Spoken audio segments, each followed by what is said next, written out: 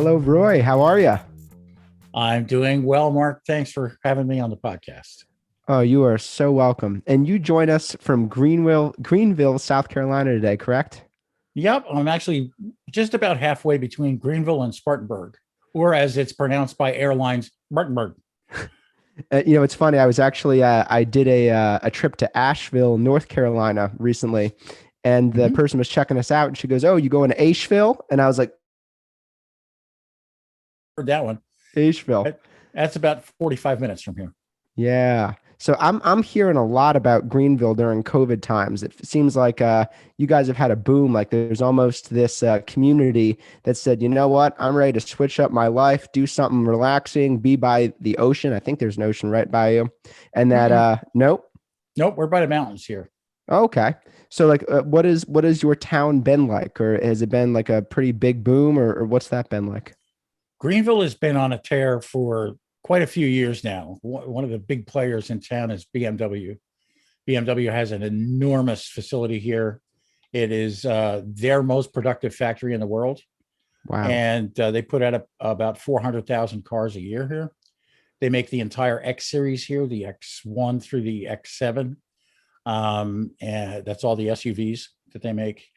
They have highly automated stuff here, but also they've doubled their workforce. There's over 11,000 people that work at BMW here. So that's a big grounding for the local community. But Greenville is it, on any list of up and coming small cities in America, you will find Greenville, South Carolina. And it's just they've done an incredible job with downtown. They totally rehabilitated the central area. The Reedy River runs right through downtown. There's a beautiful waterfall, and they built a pedestrian bridge over the top of that. They redid a lot of the old buildings, or added new construction. It's really quite fascinating. There's great hotels, great restaurants, and just a really teeming economy. So it's a fascinating place to be. It's really on the way up. And actually, there was just an article last weekend about cities that are coming out of the pandemic really strong, as you say, and Greenville is the top one. So it's a good place to be as far as the economy is concerned, and a lot of tech here. So good for my business, and it's excellent place to be. I love hearing that. I think there's, small and medium-sized towns and, medium-sized metro areas all across the U.S. right now that are thinking, which way are we going to go after COVID? Are we going to be attracting talent from the coasts and be able to have folks settle down here and kind of carve out our own niche? Or are we, going to, be kind of fighting to keep our population? And it sounds like, when I hear pictures that you're painting of Mhm. cities like Greenville, it makes me really hopeful for all of the cities in the Midwest that are carving out their own identities and, Mhm. any city that's kind of up and coming. What do you think has been your guys' secret, so to speak? What is Greenville doing to make that possible? I think the first thing that's happened is that the local government is really paying attention to the type of climate that businesses need to succeed. And that doesn't always necessarily mean just lower taxes. That's one of the things. But the other thing that happened here over a long period of time was just setting the stage right. We've got a great airport. Greenville Spartanburg Airport is phenomenal. I love flying out of here. That's one of the reasons I live exactly where I live. When I bought the house here, I told my realtor friend Bob, I said no more than 15 minutes from the airport, because I have historically, although not in the last year and a half, but historically I travel a lot. So being able to fly out of a great airport is super.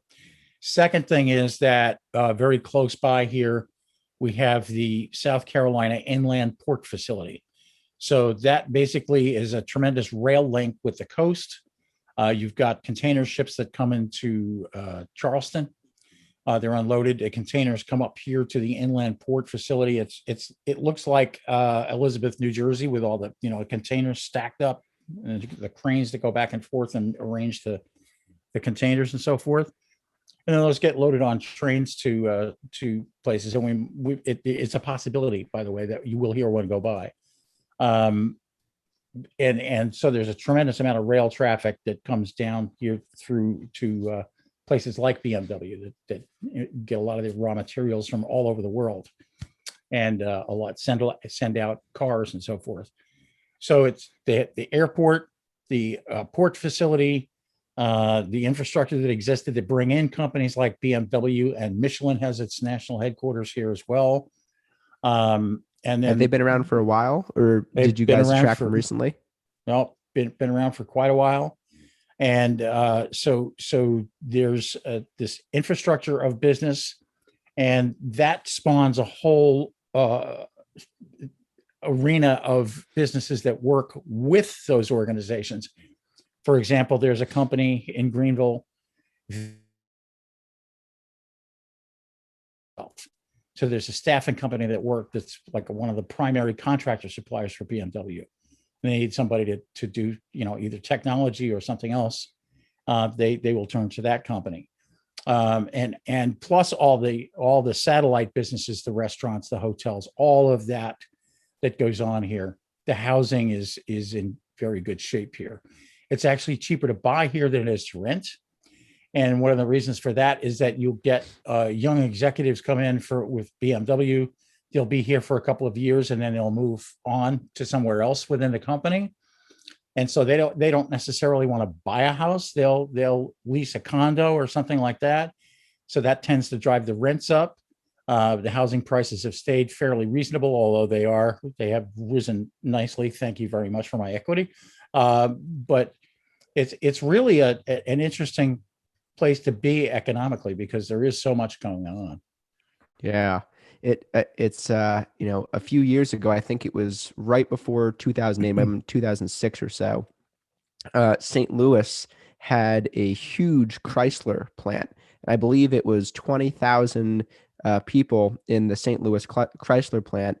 And during the 2006, 7, 8 recession, or perhaps leading up to it, St. Louis lost that plant, and 20,000 jobs kind of went into the abyss. And just hearing you talk about, the importance of BMW to Greenville makes me remember and recognize how important it is to have a few anchor employers and big players in the region and what they can do for the region. And there's another thing that goes with that, which is not having your eggs all in one basket, because there have been stories all over the country for years of how, well, let's take Bethlehem, Pennsylvania. Steel business goes out, Bethlehem is gone. It's basically off the map, right?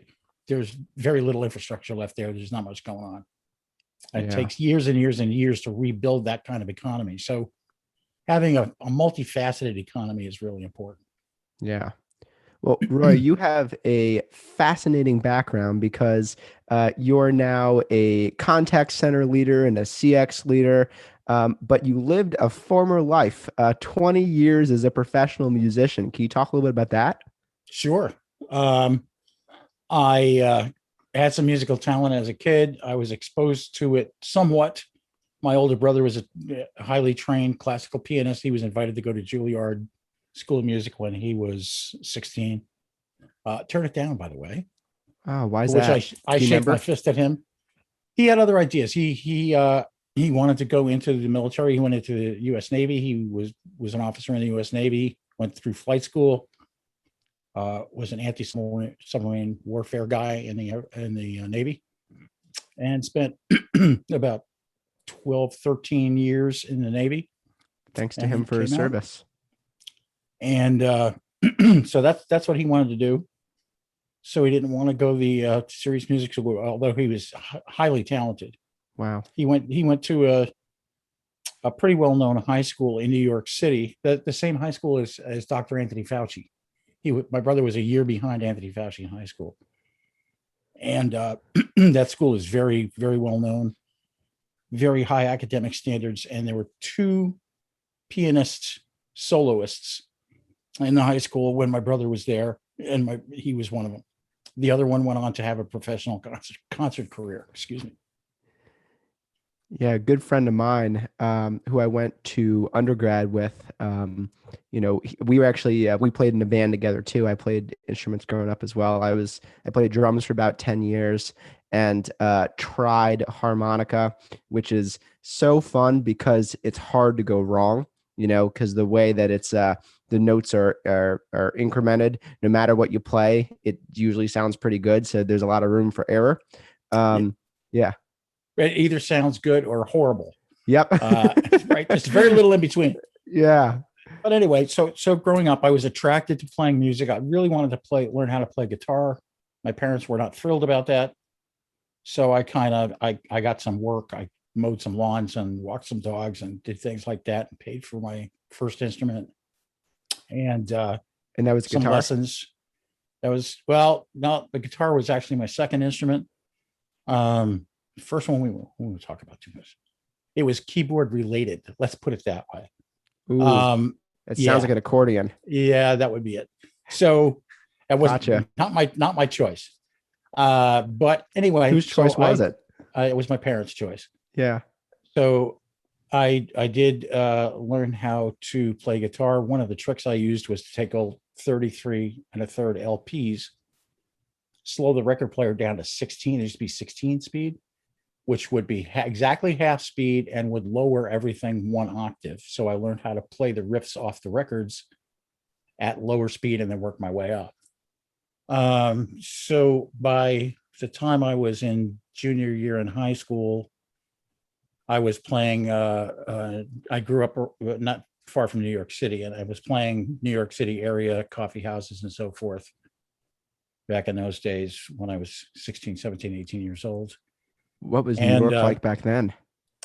Well, it was from that perspective, it was a time when there were places like Cafe Go-Go and a lot of the coffee houses. One of the places I used to play was called the Swan Song. That, it was the folk scene. A lot of that. Boston and New York were both very heavy in the folk scene. And I was an acoustic guitar player. I wouldn't say I was specifically folk, but I was an acoustic guitar player, and so I fit into some of that. And so I was developing a name for myself then, and was doing things like I played on a 50,000 watt FM station in New York City live on a Friday night when I was 17. I guess I was 17 or 18 years old. So at the same time I was going to school, I was very interested in academic stuff, and I really had an academic career track in mind. And then when I did way too many years of that, I still had the itch to play music and decided, well, I'm going to jump off the diving board and see if there's any water in the pool. And so I did. And as it turns out, I was able to make a living, however meager at the beginning, and got to the point where I worked with a lot of well-known acts, and also was able to do quite a bit of producing. I had 6 albums of my own, and was able to produce demos for other people that got album deals out of it. Was able to produce albums for other people. So it was a great time. And then it was time to move on. And do you want me to segue right into that? I can talk about that transition if you want. Yeah, well, real quick, Roy, where can people find your music now? People seem to find it. They manage they to always either do. eBay or, there's Disc Something is one of the places where you can find records that are no longer current in print. He reaches down, he pulls up. Here's a couple of LPs that I did. This was not a plant; they just happened to be here. This was beautiful cover art. This was a live album that I did. People said, you're so good on stage, you should really do a live album. And I said, okay, only under one circumstance, and that is if it's a really live album. I will put a band together, and we will do a concert, and you will record it, and that will be the album. There will be no other concerts. It's just that one. It's dead straight ahead live. This was done at a theater called The Chance in Poughkeepsie, New York, which was called America's Premier Showcase Theater. And the players on here are all really top-notch guys. And that was a lot of fun. This was my first album. This one was, this is original songs, one by my sometime duo partner Terry Hogan, and the rest are all mine. Beautiful. So you can find those around. Those particular copies were ones that my friends hunted down and sent me because I didn't have any. So it's funny. I think it's almost like the musician's curse of humility where you don't keep your own stuff, but people who love you keep your stuff? Yeah, I learned one truth, and it's true in many areas, but especially in the music business. When you listen back to playback in the studio, the only thing you hear is mistakes. You don't hear it the way somebody else would hear it listening for the first time, or any time for that matter. You know too much. You're being on the inside. It's a fascinating world, but I had a great deal of fun. But then my one of my earlier interests, which was being a very geeky kid, I was a real tech head as a kid, took over, and I said, I'm going to go get a job in IT. And I did. I set myself a target. I stopped taking play dates a year ahead, and I had a job in IT at the end of that year. And I did that.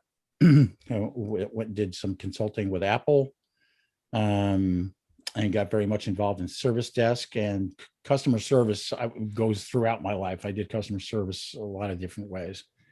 But what are some of the earlier forms of customer service that you did that you feel like maybe isn't quite contact center customer service or what we consider traditional service now, but something that you're like, that really was service?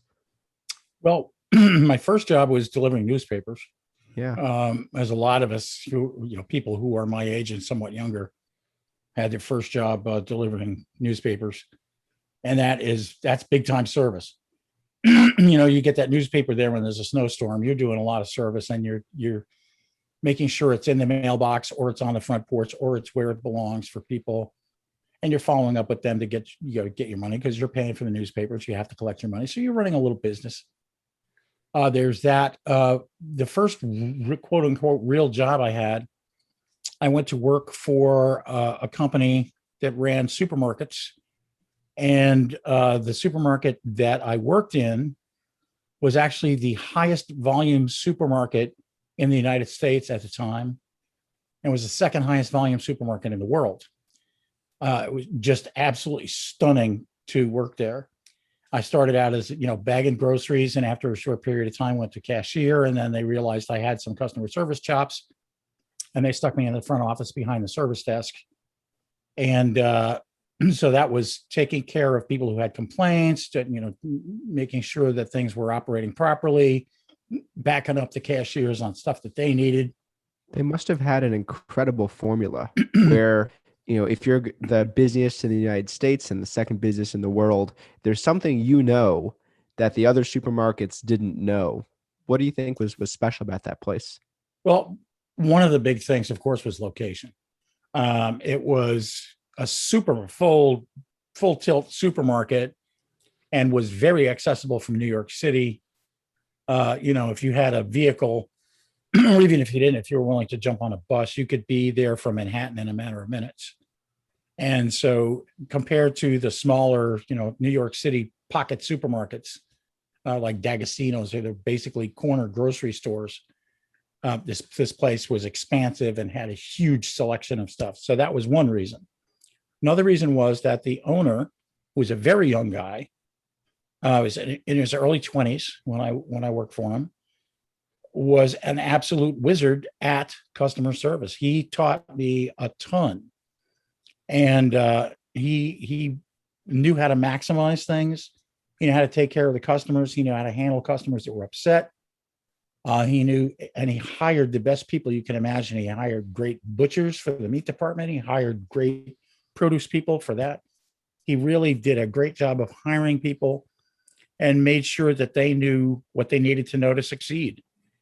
And at the same time, the business did quite a bit of charity stuff. He would, every Saturday morning, Tommy, who was his name, he would go around the store and pick out any slightly damaged stuff, not really damaged stuff, but slightly damaged stuff, a can that had a dent in the side, for example, or a box that had been crushed a little bit. He'd fill up baskets with this stuff. And I often wondered what he was doing filling up those baskets. Well, it turned out that every Saturday he would fill up his station wagon and drive it down to the local orphanage, and make sure that they had a good selection of food for the week. So he just was a very, very perceptive businessman. Had grown up in the business. His dad and his uncle were both in the grocery business, but at this kind of scale. To give you an idea, we had 14 cash registers going for throughout the day, from early in the morning until the evening. And there is one of our happy trains. Tommy would staff those cash registers with a bagger and a cashier on every single one of them, and those registers never stopped. And at that point, and I'm talking about the late 1960s, this supermarket in Fort Lee, New Jersey, was doing $50 million a week. It's an astounding amount of money for those days in a supermarket. It's just unheard of. Every bit of that scale is astounding. When you said 50, I was like, okay, 50,000. Then you said 50 million. I was like, okay, 50 million, a year. And then you said 50 million a week. What is this? A $1 billion supermarket? That's incredible. Yeah, it's absolutely astounding, the amount of money that went through there. And really, really was it became an anchor store. They built a strip mall around this place. It was so busy and so profitable. And it was just an amazing place to work. And so there was that. So I got really good background in fundamental customer service, what worked, what didn't work, what you had to do, the kinds of people that worked well there, the kinds of people who didn't. What did you notice? Well, I noticed that, first of all, one of the great management traits that Tommy had was that he backed up his employees. So if he had an irate customer, for example, he would listen to what they had to say. He would back the employee up to say, well, this is why he did it this way, or she did it this way. This is what the rules say, whatever. Then after that, privately, he would take the person aside and say, next time that comes up, here's a better way to do it. That's one of the big lessons, was how to manage that particular thing. So in any event, then, my life was very academic at that point. I was making money to go to school, and I went to school and went to school and went to school some more and studied a whole bunch of stuff. And then, went off into music, and then came back to the technology stuff later on. Ran a service desk and a desktop support organization, and did some pretty heavyweight things there too.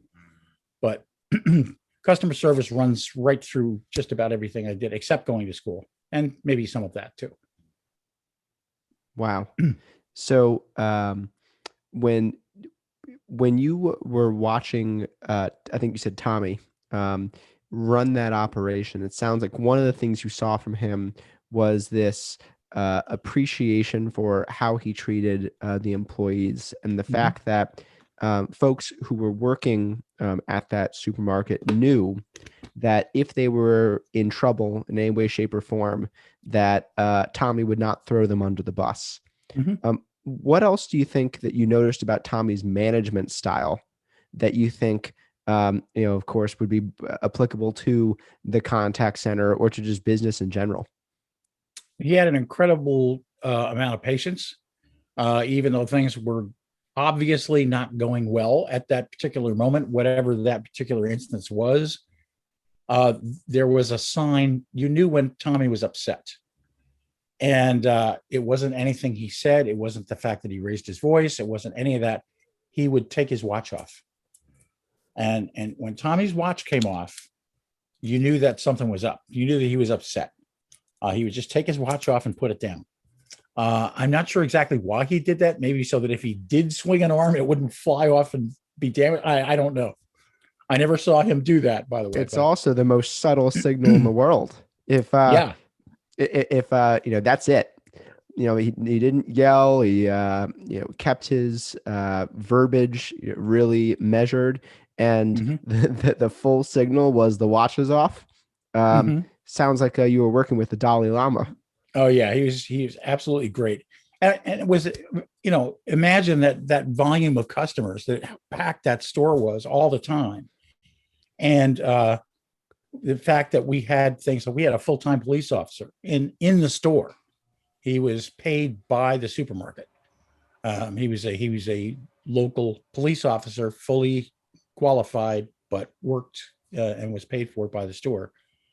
It was just an astonishing place to work. So that gave me a huge leg up in understanding how customer service could work at scale. The kinds of things you had to watch out for, where the limits were. I learned where the limits were. In other words, what you let customers do and what you didn't let customers do. And we had some pretty tight rules, and there were customers that were thrown out of that store or escorted out by the police officer on occasion. And one of the other stores I worked at as well for that organization. So it was a great place to learn everything there was to know about that. But again, going back to that, and of course there was no discipline called customer experience back then. But the reason those people came into the store in the first place was because we offered a customer experience that they could relate to. As I said, location was convenient. The meat was outstanding. It was one of the best meat departments I've ever seen anywhere. They had, phenomenal sales and really, high quality products, and the service was very, very good. So when you put all of that together, and people got it, and so they came and they kept coming back. People who could afford it, like Frank Sinatra's mom was a regular customer, and people who were local, on the low end of the income scale, they could come in and still get good bargains and good quality stuff. So it's just a fascinating place to learn. But there were lots of different instances of doing service, call center type stuff, and a little bit of hospitality work and so forth and so on. So I've done service of just about every kind you can imagine. A lot of tech. Did a lot of tech. So what a beautiful place. One of the things you mentioned, Roy, is that you guys had you kind of had an idea of what customers could get away with and what customers shouldn't get away with. And that's becoming so relevant now. It's funny because you see a lot of times in headlines that if a customer requests a return, a lot of businesses, I believe Wayfair does this often, is like, keep it. It's better for you to keep it rather than to ship it back to us. And if you don't like it and it's not useful to you, you want to throw it out, fine. If you want to donate it, fine. If you want to keep it and you wanted to try to get 2 of them and you said it wasn't in good condition, but you were lying, well, you're a very small part of the population, so it's okay. Yeah, that's an economic judgment call, right? Yeah. It's probably more expensive for us to take something back and restock it and or repair it or try to get it replaced from the manufacturer or whatever it takes, as opposed to just eating it. So a lot of times companies will just eat it. Yeah. If we have time, I'll tell you one particular story from the supermarket that I happen to be after several years there. I became a department manager and had charge of the store in parts of the week. And this one night, a lot of it depends on customer attitude, right? Some folks came in and they were just yelling at the person who was on the service window, just yelling at her. And they were, I wouldn't serve this meat to a dog. I blah, blah, blah, blah, blah. And I, of course, turned around and I'm looking at these people and just, they slammed this package of meat down on the counter. And so I now it's my turn as the manager of the day to back up the employee that's in front of this customer. So I looked at the package that they put down and I realized that there's a small amount in this package compared to what it says on the label. And so without saying anything to the customer, I said, let's see what we can do for you. There was no doubt in my mind that I was going to write a slip and give them the money back. There was no doubt in my mind at that point. What I did was I got one of the grocery guys to come over. I handed him the meat that they brought in the package. And I said, would you go weigh this for me? And so they threw it up on a scale and came back with the label on it. And it was actually, several ounces out of a several pound package of meat. And so I said, here's your money back, folks. sorry you had this experience, but don't ever do that again. And then, I wrote that up for the owner, and he said, spot on. That's exactly the way we want you to act. Whoa. So to you're saying the employees in that case underweighed the package, or are you saying that the customer was slipping? Yeah. The customer was complaining about having an amount of waste in the meat that was totally acceptable. It would be, exactly what you would expect for a roast that size. Got it. And so I said, I looked at the label, and it was, here's 6.5 ounces of what they considered waste, fat and so forth, off a 14-pound roast. Well, yeah. Of course, that's normal. So but I guarantee you that those people never tried that again. Mm-hmm. Now, do you think, because this is kind of a question that everyone thinks about from time to time, is do you think that that's their customer behavior? And what I mean is that how they view commerce? Do you think that customer had a bad day, which I think happens to all of us, and came and just was feisty about something and said, I'm going to bring it up with the meat folks today? Or do you think that the customer almost has this relationship with businesses where they are looking for problems and have some like inner frustration that they happen to take out on folks in a service environment? I think in that particular case, there's no doubt in my mind that they were the latter. They came in adversarial from the get-go. And, if they had not done that, it would have been a question, here's your money back. Boom. I would have handed them a credit slip. They would have gone to the register and gotten the cash. That would have been it. The reason I had the meat weighed was because they were making such an issue out of it and were so belligerent about it that I was determined to get to the bottom of it and say, okay, who's pulling the wool over whose eyes here? And people will do that. Now, here's the other side, though. There are an awful lot of businesses out there, speaking of customer experience, that have the attitude that every customer is like that. They will do anything. They will write policies and policies and policies to protect themselves against that kind of behavior. And what you wind up with is when you go to make a legitimate return or have a legitimate complaint about something, they make you feel like an idiot because they say, well, here, didn't you read our policy? Our policy says your return is only good for, do you have this receipt and that receipt and this receipt? And you should never make a customer feel that way. Unless you're darn sure that you've got a problem, which I was totally sure we got a problem. Now, let it be known, though, there were two parts of that story. One of them was I wanted to make sure that they didn't do it again. But the other part was they got their money back, right? They got their money back in full. No question. We didn't deduct anything. We didn't make an issue out of it. Here's your slip. Get your money. So there's ways that you can accomplish things in the customer service world without being a dork, I guess is what I'm saying. And, a lot of businesses feel that they have to be dorks, and they don't. They really don't. That makes so much sense. And it reminds me of this study, and I'm going to get the details close, but not 100% right. And it was, I think, run by HBS, Harvard Business School. And they basically had a honor system they left out like a container and said that if you want a drink, and I think it was tea, if you want to have a bottle of tea, you take the bottle of tea and you put your money in the slot, and it's an honor system. You're good to go. And of course, the hypothesis was, well, how many people you can measure how many people are going to take it and rightfully pay for it and how many aren't.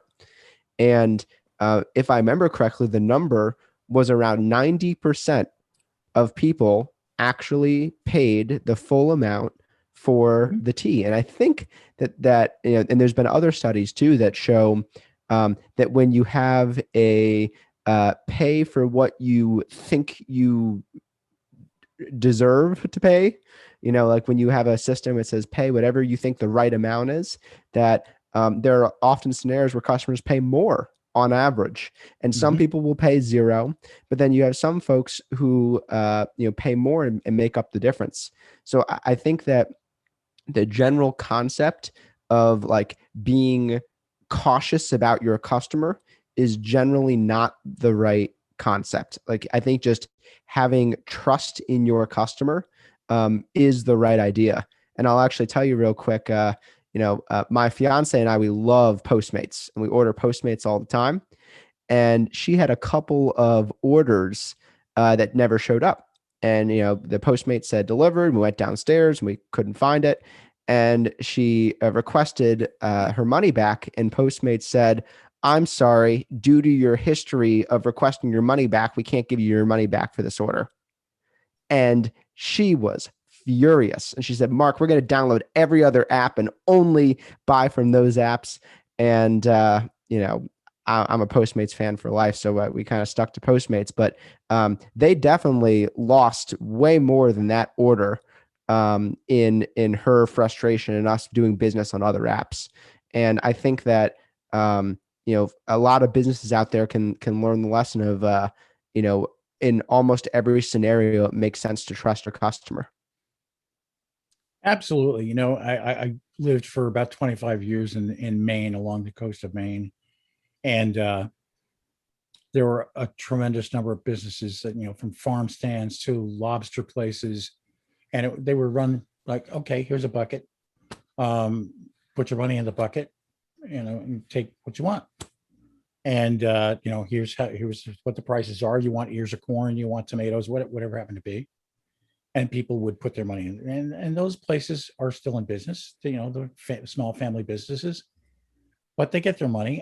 And I'll offer a little bit of maybe further psychology on the fact that some people will overpay. Part of the reason for that is that they are consciously making up for the people that they perceive will not pay. They're saying, well, I know some people won't pay, so I'm going to give an extra 15% to cover that. So people are generally people respond the way you treat them. And if you're treating people badly, they're going to respond badly. So it's not a good idea to have punitive policies. It's not a good idea to be belligerent with customers. It's just not good. Be honest with them and make sure that, as best you can, that they're being honest with you. That one instance I told you about at the supermarket was a case in point. They knew right off the bat that I was getting a weight back on the meat that they returned. I did everything right in front of them. They was completely transparent. They knew exactly what I was doing. They could have walked away at any point. They didn't. So, and they got their money, like I said. So I think that is really important. Whether you're doing that in person that way, or whether you're doing over the phone or through a chat or in some other way, just providing knowledge articles for people through a chat bot or whatever. Be transparent about it. And that includes being accurate and forthright and abiding by the policies that your organization has, whatever those are, and being honest about them. Our policies were don't give away the farm, just don't. And we knew that we opted to the side of the customer so much that it was okay to say, okay, but here's this small condition. Here's your money, but here's the small condition that we have. So it's a fascinating world. There's no end to no end to the learning as far as customer service and customer experience are concerned. Of course, those two things are joined at the hip, and the customer experience being the larger view, customer service being one particular aspect of it. But the attitude of customer service has to be pervasive in an organization, and you have to pay attention to what customers are telling you for sure. You mentioned, Roy, that people respond how you treat them, or people respond in the way that they feel like they're being treated. And I think that topic is especially relevant right now with the employee experience in the contact center. There's a very common refrain we're hearing more and more and more, which is, treat agents like adults. And if you treat agents like children or inmates, and restrict every single activity that they have, then they're going to respond like they're being treated. So, and I think it's especially relevant because now we're starting to see the talent, economy really heating up, and or the talent market heating up. And I think that we're going to start to see great agents in very high demand, and that there could almost be this like contact center mercenary market, so to speak, where it's easy to jump from one company to the next because you can be remote and you want to go to the place that has the best experience and the most reasonable rules and the highest paying. So maybe we could talk about agent experience for a little bit. What do you think are some principles for how contact centers should treat their agents in order to win in this new talent market? Well, I think you mentioned the most important ones, which treat these people like adults. In my experience, with very few exceptions, the same as customers, right? There are very few exceptions to the rule that customers will usually treat you fairly if you're fair with them. The same is true with employees. There are very few employees that just come in to rip you off. Are there some? Yes. But if you treat all your employees that way, guess what? You're going to wind up with a higher percentage of people who give you grief. Most people come to work wanting to do a decent day's work, especially in the service area, because it's hard work. People who have never done customer service for a living or never worked in a contact center or similar aspect of a business have no idea how difficult it is. There's nothing like getting yelled at for 10 straight minutes by somebody that you're trying to help. And it's not easy to have enough patience to be able to do that. It's also belittling to have people come to work in a difficult area like customer service and get a 3-minute bathroom break once every 4 hours. There are rules that exist like that. And I often say, okay, if that's the policy of your organization, hold the CEO to the same standard. CEO gets to go to the bathroom for 3 minutes once every 4 hours. If you believe that that's fair, then own up to it. Do it yourself. And that was the other side of Tommy, my mentor when I was a kid, was that he could do any job in that supermarket and would jump in wherever he was needed. He didn't care. He owned the place, but he would still help out bagging groceries, taking stuff out to people's cars. He didn't keep pushing carts. He didn't care. It was his business. He was proud of it, and he would do anything to help. So if you're proud of your business and you want to be fair to your people, then abide by the same rules that you have for them. And one of the things that I did in my tech world was I was a consultant with Apple. And one of the things I learned while I was flirting around with Apple was that Steve Jobs, when he had a question, would pick up the phone and would call Apple support the same as anybody else did. He acted the same way anybody else in terms of having a question or a problem. That did two things. First of all, it showed the support people that he would use their system. And the second thing is that it told him how good or bad his support system was. And one of the reasons why Apple support has had the reputation it's had over many years is because of that. I'm convinced. Because Steve Jobs would call them. Imagine being on that end of the call. Holy cow. Getting a call like, yeah, this is Steve. Whoa. Because he had multiple sides. Let's put it that way. And I was 20 feet away from him at one point in Cupertino at Apple headquarters. And I was told by one of the folks at Apple that I was there visiting at that point, don't make eye contact. Don't do it. You do not want to make eye contact with Steve. Okay. So, there are lots of stories about how he would treat people and so forth. But he had some tremendous aspects. But that's a great lesson. Call your own customer service. I'm not a big fan of VIP support. for the same reason that you do not have a clear picture of what your customer service aspects are unless you're doing it yourself. Um, it's hard to explain to somebody how important it is. You don't have to go and work in the contact center, but man, it's really valuable. And I know CEOs who do this. Go sit in the contact center and listen to what's going on. Maybe you're going to sit with an agent and maybe it'll be double jacked so you can hear both sides of the conversation or watch the chat screens or whatever so that you can see exactly what's going on, see how people are being treated. And it can be a real eye opener. First of all, because if things are going south, you want to fix them really quickly. Second of all, because you'll hear what customers are saying about the things that you're selling them. And that's super important. If they say, hey, I got this piece of junk in the mail today. Why did you charge me $68 for this piece of plastic? That's an important thing for the CEO to hear. I think in my world, I think it's important to hear that and make the appropriate adjustments in terms of how the business does business.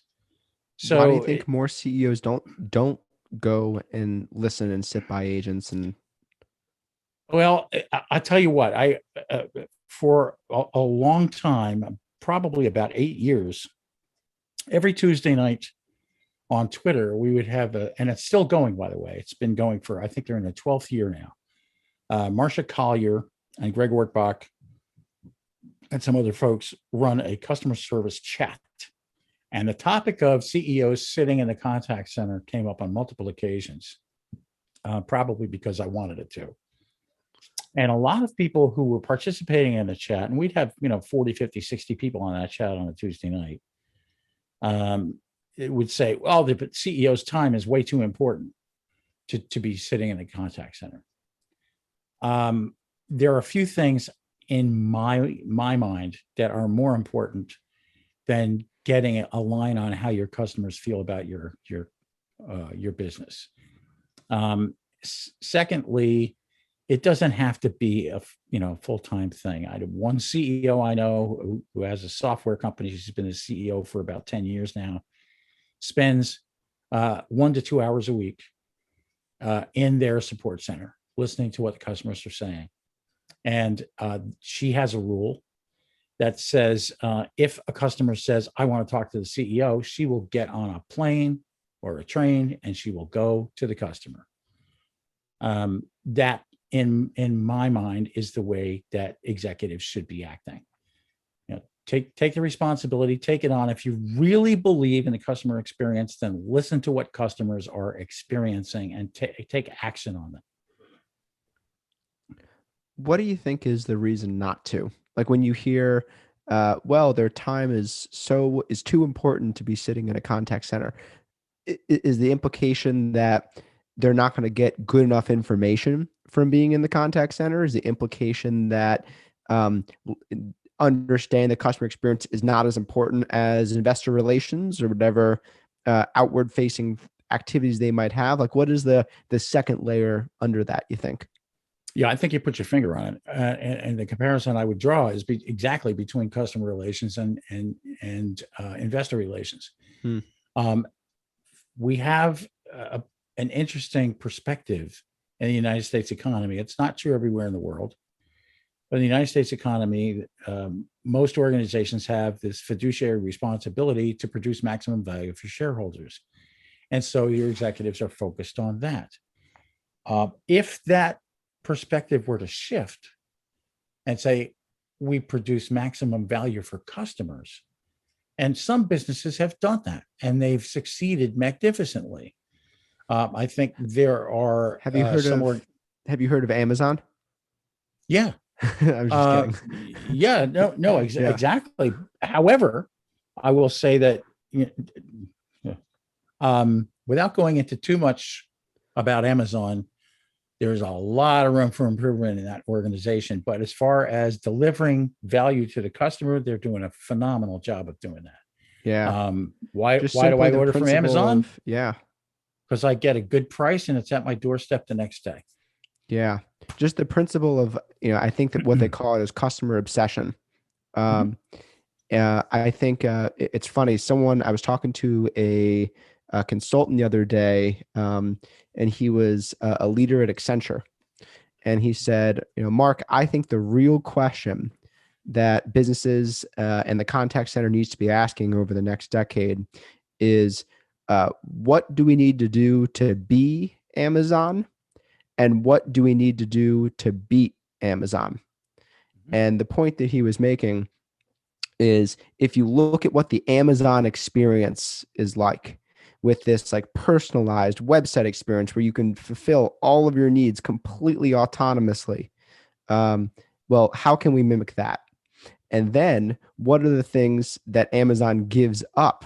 The things that they're not particularly prioritizing that, if you invest in as a business, would give you an advantage. And obviously Amazon is kind of just the straw man or straw person there. It's not actually really about Amazon. It's about this theoretical, like, ginormously impactful business, that if you want to figure out like what principles have they distilled, and how have they managed to make such a successful business and have so many happy customers, and then what are the things that a fully e-commerce business can't give, that we should make sure our contact center or customer service department does? All of the above. And recently, I think it was Shep Hyken just wrote something about how we used to say you're only as good as your last interaction with the customer, right? It's way more than that now. In the age of experience, it's producing a customer experience. You're competing against everybody, including Amazon, including Zappos, including all the organizations that have tremendous reputations for customer service. You're competing. If you're running a little bed and breakfast in Eastbrook, you're competing against Ritz-Carlton, because people know about Ritz-Carlton. Everybody know that the amount of information that's out there right now is just unparalleled. People have never had the amount of information that they have now, and it's right here. And the ability to tap into that, to compare prices, to compare experiences, to compare feedback, to compare everything, changes the entire dynamic. And that is what digital transformation is really about. It's shifting the emphasis to put the right tools in place for both your employees and the customers to make sure that they can maximize the experience, and you can deliver it accurately and in a way that makes sense for them.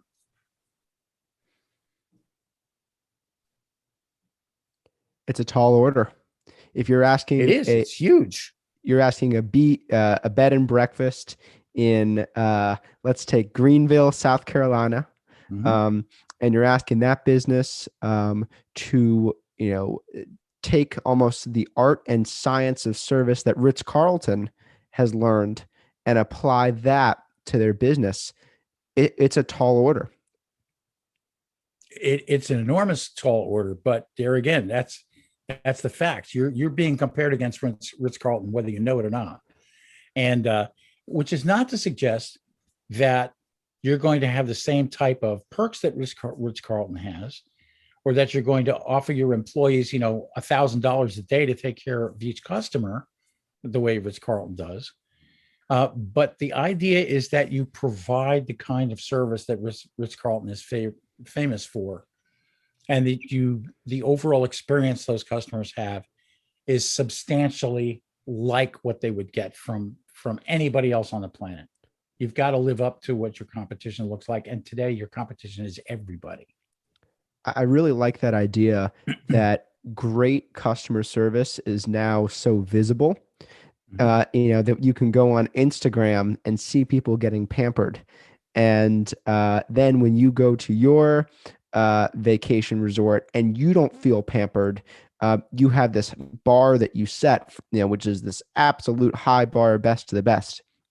And I think that's true, everywhere. We can say Amazon set the standard for what fast is. Or you can even say Domino's Pizza, promising the pizza in 30 minutes or less, set a standard for what fast is. You can say that Nordstrom set the standard for what consultative is. um, in walking customers through who their purchase who may not quite know what they want, but just know they want to leave looking good. Um, and that you could say that customers are almost taking the highest standard in each of those categories.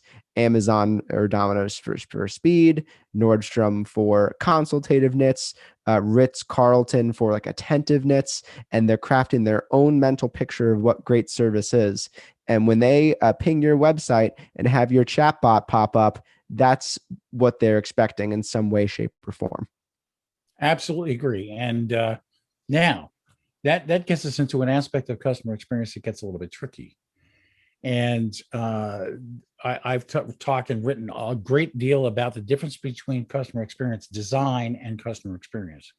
Could you talk about that a little bit? Yeah. Sure. Customer experience design is what your organization does.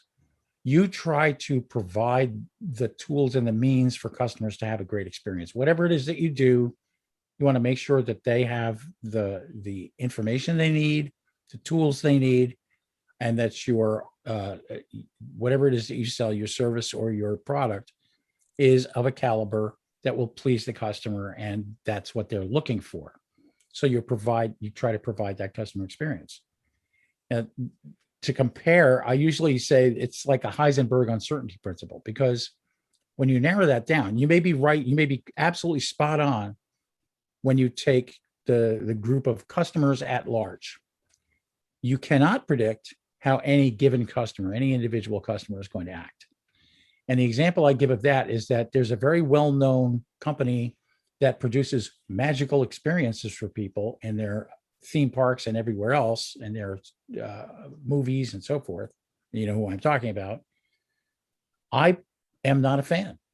I would not be happy. I was at Disneyland once when I was probably about 16 years old, in the one in California, and have never been back since, and have no ambition to go there. I do not like standing in line for 3 hours to pay $100 to go on a ride. It's not going to happen. It's not my cup of tea. A lot of people love it. Not so much.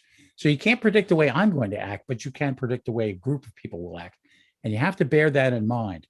And the customer experience is going to get better now that we have near real-time or real-time feedback from customers available to us. As the technology improves and gets better, as people are more able to indicate yes, no, happy, sad, whatever, as they go through the customer journey, you're not just coming along behind them, lagging a week and looking at what your customers did over the course of a week. You're getting real-time feedback from them as they're navigating your customer journey. And you're going to have a much better sense of how you can tweak the customer experience to make it better for the most people. You're not going to make it perfect for everybody. You optimize it for the people who matter a lot.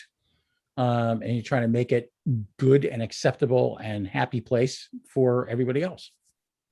Yeah, I think segments, the way we view customer segments, are getting tighter and tighter and tighter and tighter. And in the Disney example, I believe that they offered something like Fast Pass, or something like that.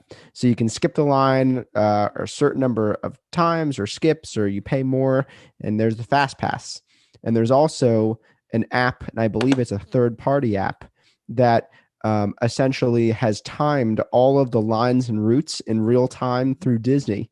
So once you're done with the ride, it'll say your next ride to minimize your wait time is here. So I almost think that we're trending toward this hyper personalization, where the goal is starting to become, rightfully or wrongfully, please every single customer that comes through your doors. I don't know. What do you think about that? First, they have to come through your doors. And so either they're going to be interested in what you have to offer or not. So you've selected your audience there to a certain degree. If they come through your doors, they must be interested in what you provide. Okay, great. So why not maximize their experience? Absolutely. If you have the tools to be able to do that, that's awesome. And as much of that uncertainty that I was talking about as you can eliminate, you build your customer personas, those segments that you're talking about, as accurately as possible. And if the technology is real time or near real time feedback and allows you to build those personas, you know, 10 times more accurately than we can do right now by looking at lagging indicators from last week, great, let's do it. If you can please every single customer, um, you know, you're not going to make them 100% happy every single time. But if you can keep them mostly happy every single time, or keep all of them to a certain degree happy, life is good. You're going to have a good, substantial working business, and provided everything else falls in line, you know, you've got profit and loss to worry about. You've got a lot of other things to worry about, cost of goods and so forth. But if you make it good for customers and you are producing an item or service that they want, you're going to be much better off in the long haul. Roy, if you extrapolate this out to the end of the decade, 2030, you look where everything's going. What do you think the contact center and customer service and customer experience, what do you think that'll all look like in 2030? I think it's going to be a little different from what it is now. And I think that, you know, we both know that the kinds of technology that are coming into the contact center now are going to change things. Having the availability of artificial intelligence, machine learning, whatever it is, you know, natural language processing, look how that's changed things already. The fact that I can say something and have it understood by a system somewhere as opposed to just a person is phenomenal. Have things translated real time from one language to another. Your contact center may not speak, you know, it may be such an obscure language that only 3 people on earth, and I'm one of them, speaks it. But if you've got software that can interpret it for somebody, wow, that's amazing. Provide people with the right knowledge. Have the, you know, the ability to grab the huge amounts of data that exist. The contact center has so much data that's unused, dark data, right? Stuff that's sitting in the contact center that nobody's paying attention to. If you can munch through that with artificial intelligence and have that data provided to the right people in the organization, whether that be the people in the contact center or elsewhere, sales, marketing, whoever in the organization, you're going to be ahead of the game. The contact center itself, agents need to have different skills from now. They need different skills from now. They're going to need somewhat technical skills for sure. They're going to have to understand how to get at the data, but also the human skills that they have are going to be paramount, because the AI can do a lot of stuff, but it can't do yet anyway empathy. So empathy becomes a really important human skill that you want to highlight in the contact center. You want to be selective about who you hire for that. You want to make sure that they're properly trained, and you want to make sure how that empathy fits in the contact center so that you're able to look at things from the customer perspective and react to things in a way that's appropriate. So easy stuff, let the technology do that. The creative stuff, the emotional stuff, the human side of things, let the agents do that. That's, I think, a much better picture of what things are going to look like going forward. Well, Roy, I just loved our conversation today. I'm so glad that you joined me on the podcast. Had a really good time talking to you. And you are the principal advisor at Clifton Butterfield. Could you let folks know where they can find you? Sure. CliftonButterfield.com is the website. You can find me on LinkedIn, on Twitter at Roy Atkinson. You can find Clifton Butterfield on Twitter at trust_CB. And love to have you aboard. We try to help people out with customer experience, employee experience, and finding the appropriate technologies for them to use in their businesses. So give us a shout. Roy, thank you again. And I'll talk to you real soon, my friend. Okay. Thank you, Marc. See ya.